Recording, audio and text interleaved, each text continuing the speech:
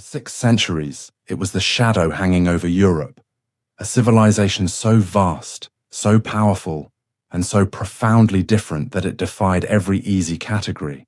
This was the Ottoman Empire, a name that today evokes whispers of janissaries, massive sieges, and the opulence of the Topkapi Palace, yet its true history remains one of the world's great unsolved historical puzzles. How could a nomadic band of horsemen, driven out of the deserts and into the fractured territories of Anatolia, become the single most dominant global superpower for nearly 300 years? For a time, the Ottoman Sultan was arguably the single most powerful human being on the planet. His armies feared from the gates of Vienna to the shores of the Indian Ocean, his fleets commanding the Mediterranean. The empire he ruled did not just occupy land, it was a civilizational project that simultaneously claimed the mantle of the Roman Empire and the legacy of the Caliphate. It was a crucible of cultures, a laboratory of law, and a colossus of military innovation. It was a place where a shepherd's son could rise to the highest office, and where a sultan could order the death of his own brothers to secure the throne. But here is the central paradox, the historical mystery that demands our attention. Despite its 6th-century reign, despite shaping the fate of 3 continents, Europe, Asia, and Africa, the Ottoman Empire feels strangely absent from our modern consciousness, reduced to a footnote or a cinematic villain. Why? Why was this seemingly unstoppable juggernaut, the very definition of long-term imperial success, suddenly labelled the sick man of Europe? What was the fatal flaw hidden beneath the layers of silk, steel, and gold? To understand the world we live in today, especially the conflicts and borders of the Middle East, the Balkans, and North Africa, we must dive into the untold story of the Ottomans, a story of improbable genesis, unparalleled zenith, and a long, excruciating decline that forever changed the global order. Prepare yourself, because the true history of the empire that bridged East and West is far stranger and far more terrifying than the legends you've heard. The story does not begin with a grand decree, but with the rustle of goatskin tents and the clang of blacksmiths' hammers on the hot, dry plains of Anatolia. Imagine the year 1299. To the west lay the decaying husk of the Byzantine Empire, a 1,000-year-old Roman power that was literally crumbling, its territories fractured and its armies mercenary. To the east, the brutal shockwave of the Mongol invasions had subsided, leaving behind a power vacuum filled by a dizzying array of tiny Turkish principalities, the Beyliks.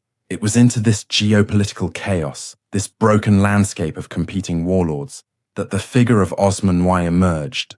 He was the chief of a modest, obscure tribe known as the Osmanli, stationed strategically, almost accidentally, on the very border, the Ghazi frontier, facing the weakening Christian world. What gave this single, insignificant tribe an edge over the dozens of others?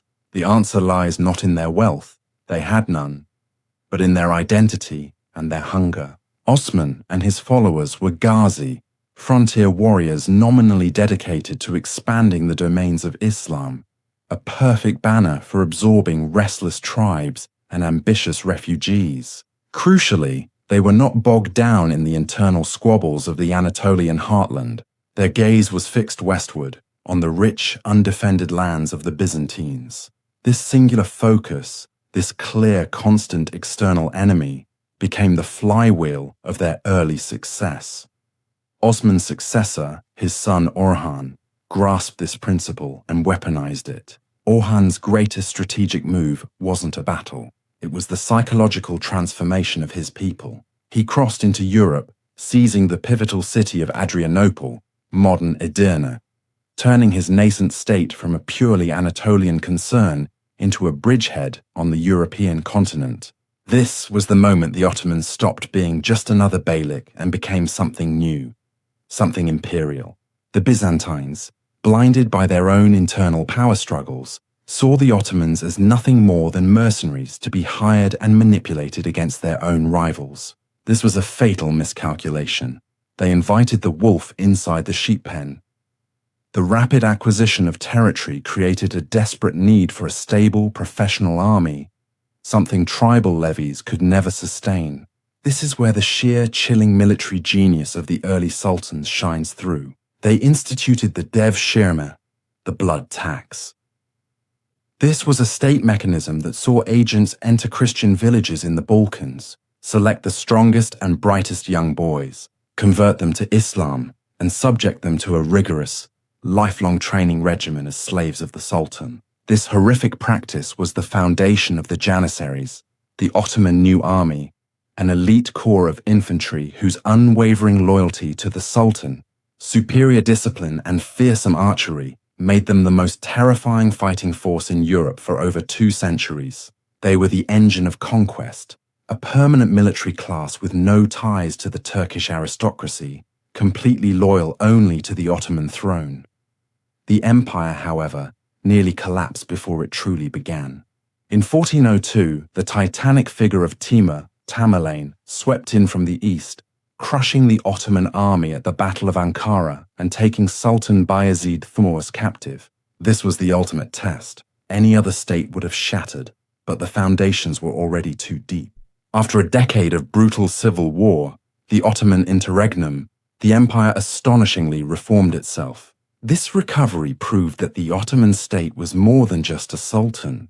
It was a resilient, ruthlessly organized institution, a fact that both baffled and terrified their European neighbors.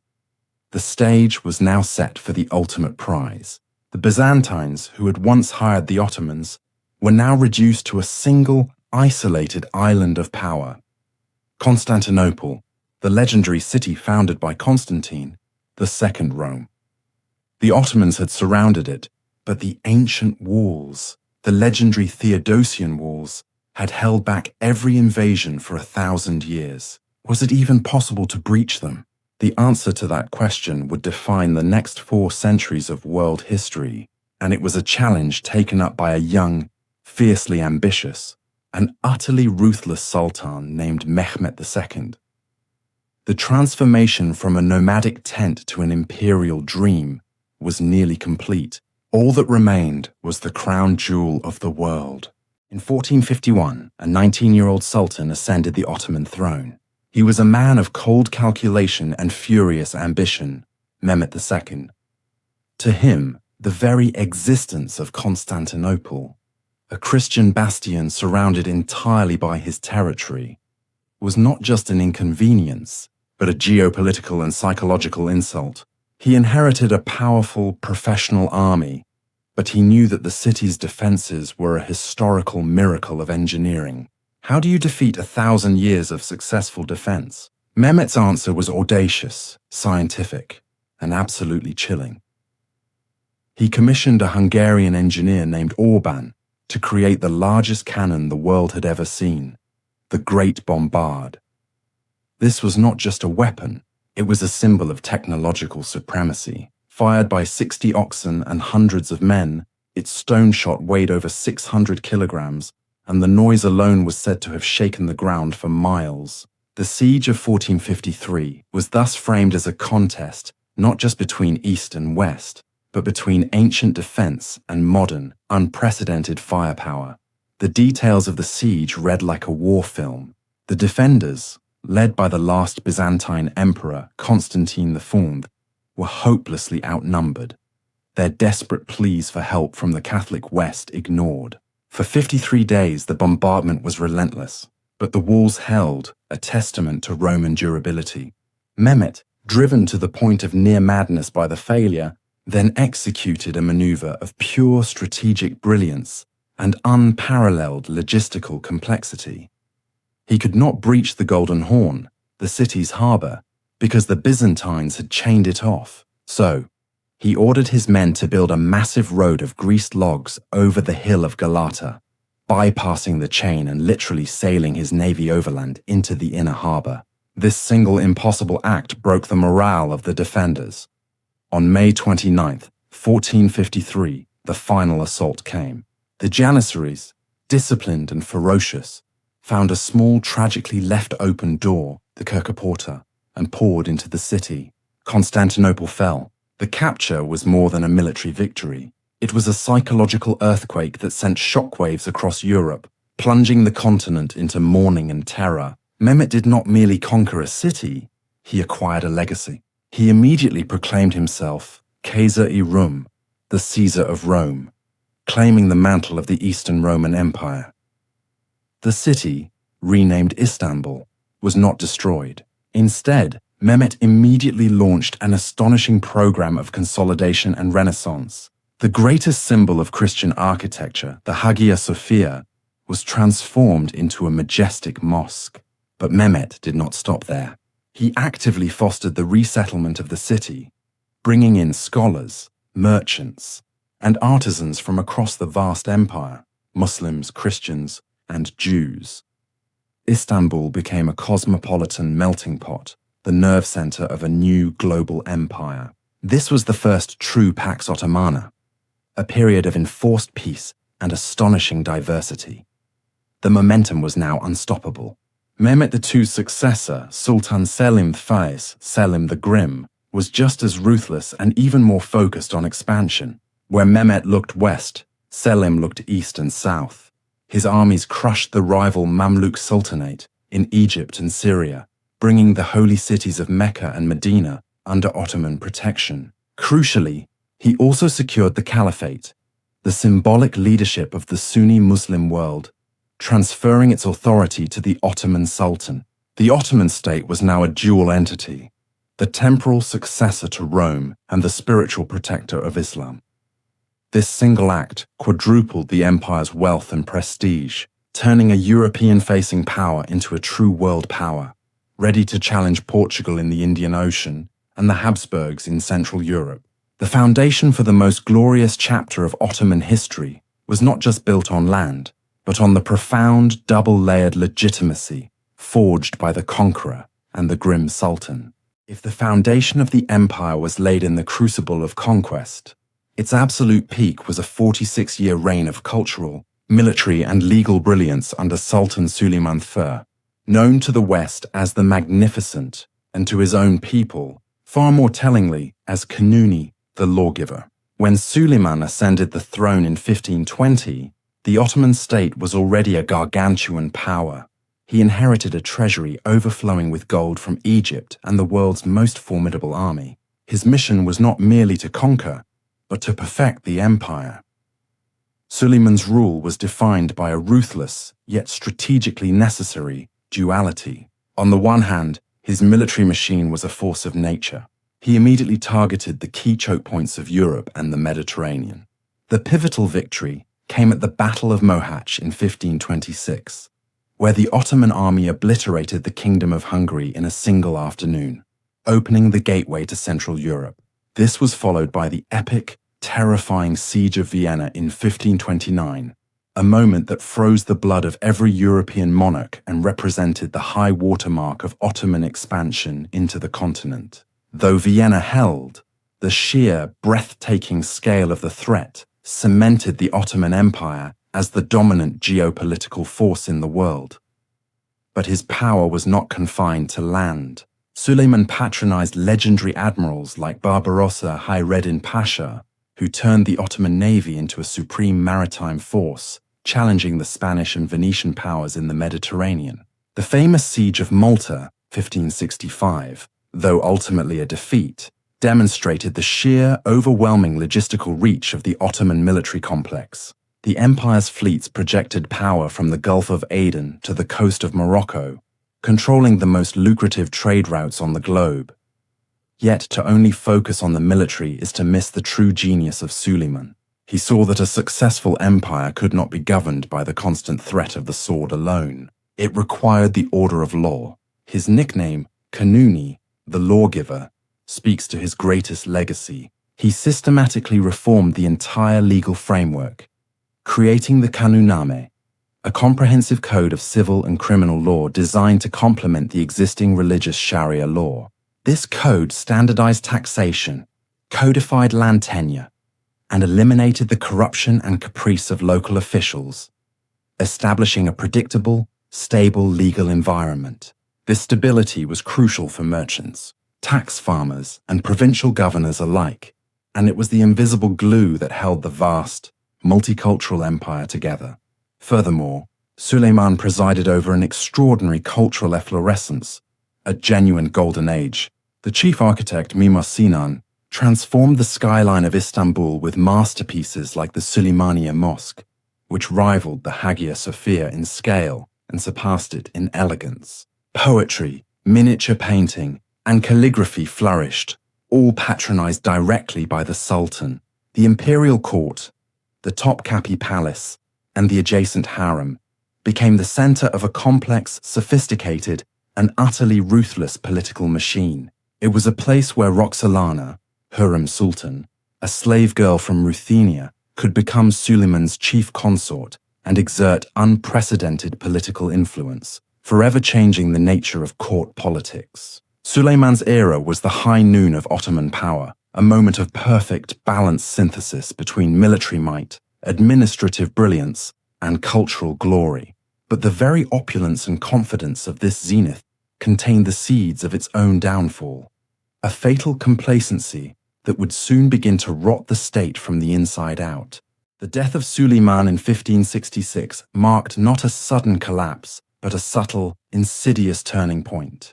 The moment the focus of the empire irrevocably shifted from the battlefield to the palace. The external threat was largely contained, the coffers were full, and the institutions were sound. The natural result was a collective exhale, a dangerous sense of entitlement, and a creeping political paralysis that began in the heart of power, the seraglio, the Sultan's palace and its infamous harem. This era is often known as the Sultanate of Women, and the name itself signifies a fundamental, destabilizing shift. With the exception of a few strong warrior sultans, the political center of gravity moved to the women of the harem, who ruled through their sons, the young sultans, and their trusted network of eunuchs, household officials, and favored grand viziers. These women, figures like Safiye Sultan and the formidable Kösem Sultan, were brilliant, ruthless political operators who managed appointments, influenced foreign policy, and controlled the purse strings. Their rise, however, shattered the previous clarity of the state structure, replacing the unified authority of the battlefield sultan with a chaotic, factionalized court ruled by backroom intrigue and familial rivalries. The most corrosive practice was the cafes, the cage. Suleiman himself, fearing the civil wars that plagued his ancestors, had formalized the practice of confining the sultan's brothers and potential heirs in gilded prison apartments within the palace walls. The idea was to stop fraternal murder. The result was far worse. Future sultans were raised in isolation, with no training in governance, no experience of war, and often suffering from severe psychological trauma. When they finally emerged to rule a vast empire, they were often unfit for the task, easily manipulated by the powerful harem factions.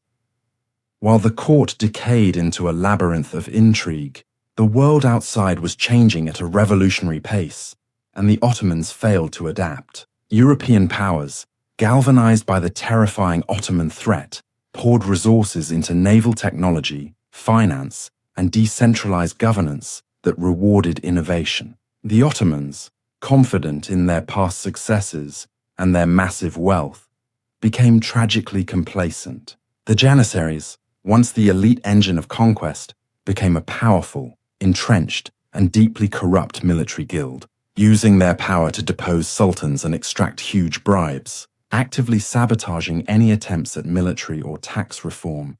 The economy also began to falter. The discovery of the Americas and the new oceanic trade routes shifted global wealth flows, bypassing the Ottoman-controlled Silk Road and Mediterranean.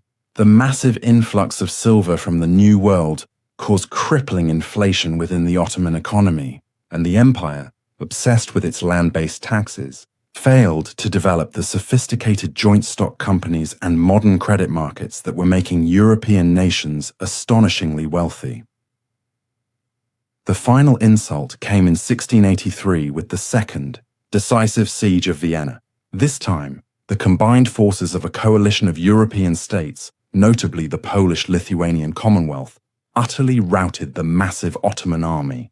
This was not just a military defeat, It was the psychological turning point where Europe realized the Ottoman juggernaut was no longer unstoppable. The subsequent Treaty of Karlowitz, 1699, forced the Ottomans to surrender huge swathes of land, the first major territorial loss in their history. The empire had traded the lawgiver's disciplined order for the seraglio's self-serving chaos. The slow rot, hidden beneath the magnificent facade, was now dramatically visible to the entire world.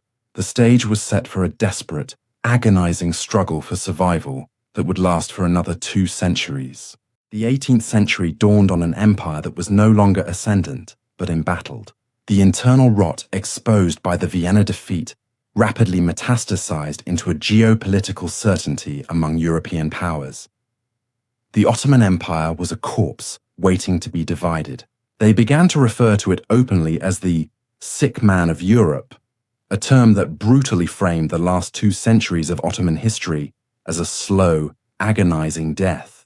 The central drama of this era was the desperate, doomed effort by successive sultans and reformers to modernize a state apparatus that was actively resisting change. The main external aggressor was now Imperial Russia, whose ambition was to seize Constantinople, Istanbul, and gain warm water access to the Mediterranean, reclaiming the city for Orthodox Christianity. The numerous, catastrophic Russo-Turkish wars of this period saw the Ottomans consistently outmatched. Their Janissary-led armies, still relying on outdated tactics, crushed by the superior organization, artillery, and decentralized finance of the European powers. Humiliating treaties forced the Ottomans to cede key territories like Crimea, essentially turning the Black Sea into a Russian lake. But the most existential threat came from within. Nationalism, fueled by the revolutionary ideas of the Enlightenment and actively supported by European powers. Subject peoples across the Balkans began demanding independence. The Greek War of Independence, 1821-1829, was a cultural and political disaster, leading to the first successful secession of a major historic Ottoman territory. This was followed by Serbia, Romania, and Bulgaria, each loss tearing away the economic and human foundations of the empire, shrinking the Ottoman state back toward its Anatolian core. In response, the Ottoman elite launched a series of sweeping, revolutionary reforms known as the Tanzimat, reorganization era, 1839-1876. These were not minor fixes. They were attempts to fundamentally recreate the state in the European image. The reforms included establishing a modern, secular educational system, reorganizing the army along Prussian lines, reforming the tax system, and even passing a Western-style constitution in 1876 that established a short-lived parliament. These acts were truly remarkable, demonstrating a desperate awareness among the elite that they had to change or die. Yet, the reforms ultimately failed, trapped between 2 opposing forces: the internal resistance of the conservative Islamic clergy, the entrenched Janissary corps, who were finally and bloodily abolished by Sultan Mahmud II in 1826, and the fearful, autocratic sultans who saw the new liberal parliament as a threat to their absolute power. The empire was simply too vast, too corrupt, and too far behind to catch up. The final blow came when the empire made the catastrophic, desperate decision to ally with Germany in World War I. The ruling Young Turk movement, a group of nationalist military officers who had seized power in a coup, hoped to regain lost glory and crush the Russian threat. Instead, the 4 years of the war shattered the empire completely. The devastating Gallipoli campaign, the Arab revolt led by T.E. Lawrence, and the internal tragedy of the Armenian deportations all combined to drain the empire of its last resources and its moral legitimacy. The war ended not with a bang, but with a whimper as Allied troops occupied Istanbul. On November 1st, 1922, the Grand National Assembly of Turkey formally abolished the Ottoman Sultanate, ending 6 centuries of imperial rule. The final curtain fell, and the great empire was replaced by the modern Republic of Turkey, its history deliberately marginalized, its power structure dismantled, and its memory forever tangled in the conflicting narratives of its incredible rise and its inevitable, tragic fall. The Ottoman Empire spanned 623 years, witnessed 36 sultans, and encompassed a territory that today is home to dozens of sovereign nations. It was not just a historical event. It was a civilizational phenomenon that demonstrated an extraordinary capacity for military might, bureaucratic organization, and multicultural tolerance, at least until its systems failed. So, why does the memory of this colossus feel so distant, so quickly filed away? Because the Ottoman Empire was successfully removed from the stage not by a single shattering defeat, but by a prolonged, politically motivated dismantling. The successor state, the Republic of Turkey, consciously suppressed the Ottoman legacy in favor of a secular nationalist identity. Meanwhile, the European powers, who had feared the Ottomans for centuries, were only too happy to write the final chapter, framing the empire as a relic, a despotism, or the sick man of Europe. Yet, the ghost of the Ottomans is everywhere. Its legal codes, its unique syncretic architecture, its culinary traditions, and, most profoundly, the arbitrarily drawn borders and enduring ethnic and religious conflicts of the modern Balkans and the Middle East are all direct consequences of the empire's final collapse. The vacuum left by the Ottoman retreat from the Arab provinces after World War I became the staging ground for nearly a century of geopolitical tension with the imperial powers of the 20th century, carving up a sphere of influence where stability had once been violently imposed. The true legacy of the Ottoman Empire is not found in the battle reports or the opulence of the Sultan's court, but in the enduring lesson of how a society can become tragically resistant to change. They proved that military might and cultural glory can sustain an empire for centuries, but only a willingness to shed yesterday's success for tomorrow's innovation can guarantee eternal survival.